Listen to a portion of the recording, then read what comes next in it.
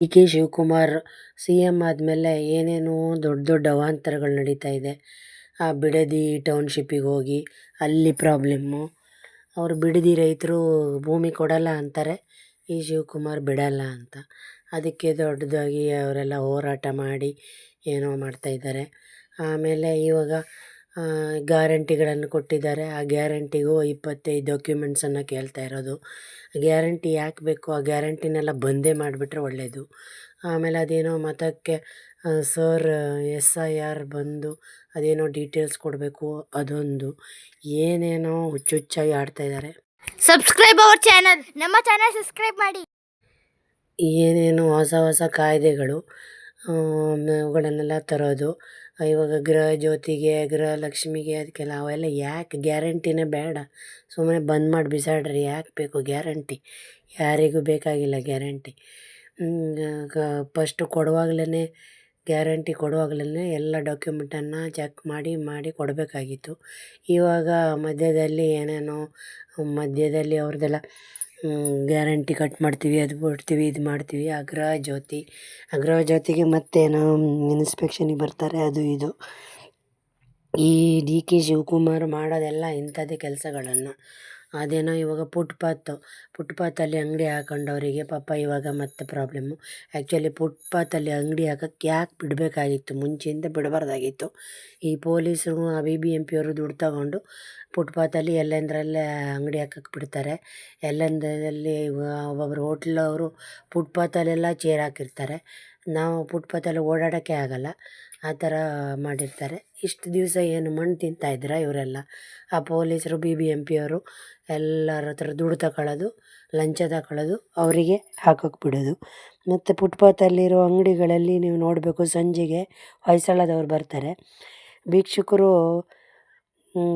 ಬಾಗಿಲಿಗೆ ಹೋಗಿ ಭಿಕ್ಷೆ ಬೇಡದಂಗೆ ಇವರು ಹೊಯ್ಸಳದಲ್ಲಿ ಬಂದು ಭಿಕ್ಷೆ ಬೇಡೋದು.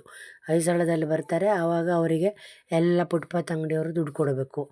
ಇವಾಗ ಹೊಯ್ಸಳದಲ್ಲಿ ಬರೋದು, ನಿಲ್ಲೋದು, ಕೊಡೋದು, ಈ ಥರ ನಾನು ಎಷ್ಟೋ ಸಲ ನಾನೇ ಕಣ್ಣಿಂದ ನೋಡಿದ್ದೀನಿ.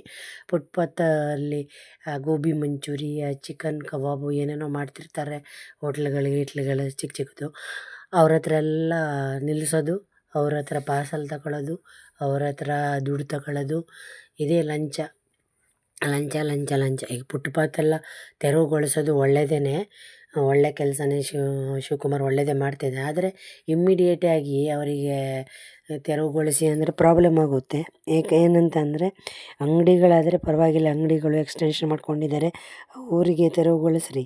ಆದರೆ ಫುಟ್ಪಾತಲ್ಲಿ ಗಾಡಿಗಳನ್ನು ಹಾಕ್ಕೊಂಡಿರ್ತಾರಲ್ಲ, ಅವ್ರಿಗೆ ಇಮ್ಮಿಡಿಯೇಟಾಗಿ ಹೇಳಬಾರ್ದು. ಯಾಕಂದರೆ ಅವರು ಪಾಪ ಒಬ್ಬೊಬ್ಬರು ಬಡವರು ಇರ್ತಾರೆ, ಎಲ್ಲ ಇರ್ತಾರೆ. ಅದನ್ನೇ ನಂಬಿಕೊಂಡು ಜೀವನ ಮಾಡ್ತಿರ್ತಾರೆ. ಫುಟ್ಪಾತಲ್ಲಿ ಹಣ್ಣು ಹಾಕೊಳ್ಳೋದು, ತರಕಾರಿ ಅದು ಇದು ಮಾರ್ತಿರ್ತಾರೆ. ಅವ್ರಿಗೆ ಒಂದು 2 ತಿಂಗಳ ಟೈಮ್ ಕೊಡಬೇಕಾಗಿತ್ತು. ಆಮೇಲೆ ಎಲ್ಲಾದರೂ ಅಲ್ಲೇ ಪಕ್ಕದಲ್ಲಿ ಗೌರ್ಮೆಂಟ್ ಜಾಗಗಳಿದ್ದರೆ ಆ ಫುಟ್ಪಾತಲ್ಲಿ ಅಂಗಡಿ ಹಾಕ್ಕೊಂಡವ್ರು, ಅದೇ ಫುಟ್ಪಾತಲ್ಲಿ ಆ ಗಾಡಿ ತಳ್ಳೋ ಗಾಡಿ ಇಟ್ಕೊಂಡು ಮಾರ್ತಾರಲ್ಲ ಅಂಥವರಿಗೆ ಅಲ್ಲೇ ಗಾಡಿ ಇಟ್ಕೊಳ್ಳೋಕ್ಕೆ ಗೌರ್ಮೆಂಟ್ ಜಾಗ ಇದ್ದರೆ ಅಲ್ಲೇ ಕೊಟ್ಬಿಟ್ಟು, ಅಲ್ಲೇ ಒಂದು ಶಾಪಿಂಗ್ ಎಲ್ಲ ತರಕಾರಿ, ಹಣ್ಣು ಎಲ್ಲ ಶಾಪಿಂಗ್ ಮಾಡ್ತಾರಲ್ಲ, ಆ ಥರ ಒಂದು ಮಾಡಿಕೊಟ್ಬಿಟ್ರೆ ಅವರು ಅಲ್ಲೇ ಇಟ್ಕೊತಾರೆ. ಆ ಥರ ಮಾಡಿಕೊಡ್ಬೇಕು. ಫುಟ್ಪಾತಲ್ಲಿ ಎಷ್ಟೋ ವರ್ಷಗಳಿಂದ ಈ ಗೌರ್ಮೆಂಟವರು ಅಲ್ಲಿ ಅಧಿಕಾರಿಗಳು ದುಡ್ಡು ತಗೊಂಡು ಅವ್ರಿಗೆ ಇಟ್ಕೊಳ್ಳೋಕೆ ಬಿಟ್ಟಿದ್ದಾರೆ. ಅವರು ಅದನ್ನೇ ಜೀವನನ ನಂಬಿಕೊಂಡು ಜೀವನ ನಡೆಸ್ತಾ ಇದ್ದಾರೆ. ಈಗ ಏಕಾಏಕಿ ಹೋಗಿ ಫುಟ್ಪಾತ್ ತೆರವುಗೊಳಿಸಿ ತೆಗೀರಿ ಅಂತ ಇದು ಮಾಡಿದ್ರೆ ಅವರಿಗೆ ಪ್ರಾಬ್ಲಮ್ ಆಗುತ್ತೆ. ಏನೋ ಅಂಗಡಿ ಇಟ್ಕೊಂಡವರು ಫುಟ್ಪಾತಿಗೆ ಎಕ್ಸ್ಟೆನ್ಷನ್ ಮಾಡ್ಕೊಂಡಿದ್ರೆ ಅದನ್ನು ತೆರೆಸಿ ಪರವಾಗಿಲ್ಲ. ಆದರೆ ಆ ಗಾಡಿಯವರಿಗೆ ಪಾಪ, ಗಾಡಿಯವರು ಅದನ್ನು ನಂಬಿಕೊಂಡೇ ಜೀವನ ಮಾಡ್ತಿರ್ತಾರೆ.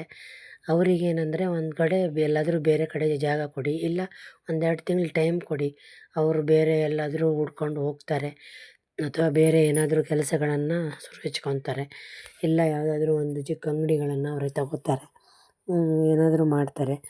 ಏಕಾಏಕಿ ಬಂದು ಫುಟ್ಪಾತ್ ತೆರವುಗೊಳಿಸಿ ಅಂದರೆ ಅವರಿಗೂ ಕಷ್ಟ ಆಗುತ್ತೆ. ಈ ಶಿವಕುಮಾರ್ ಬಂದಿದ್ದೇ ಏನೇನೋ ಹೊಸ ರೂಲ್ಸ್ಗಳನ್ನು ಮಾಡ್ತಾಯಿದ್ದಾರೆ. ಏನು ಮಾಡ್ತಾರೋ ಗೊತ್ತಿಲ್ಲ. ಜನರಿಗೆ ಫುಲ್ ಟೆನ್ಷನ್ ಕೊಡ್ತಾಯಿದ್ದಾರೆ. ಇದೆಲ್ಲ ಒಳ್ಳೆಯದಲ್ಲ ಅನ್ನಿಸ್ತಾ ಇದೆ. ಯಾಕೋ ಕರ್ನಾಟಕದ ಜನರಿಗೆ ಟೆನ್ಷನ್ ಕೊಡೋಕ್ಕೆ ಶಿವಕುಮಾರು ಸಿ ಎಮ್ ಆಗಿದ್ದಾರೆ ಅಂತ ಅನ್ನಿಸ್ತಾ ಇದೆ.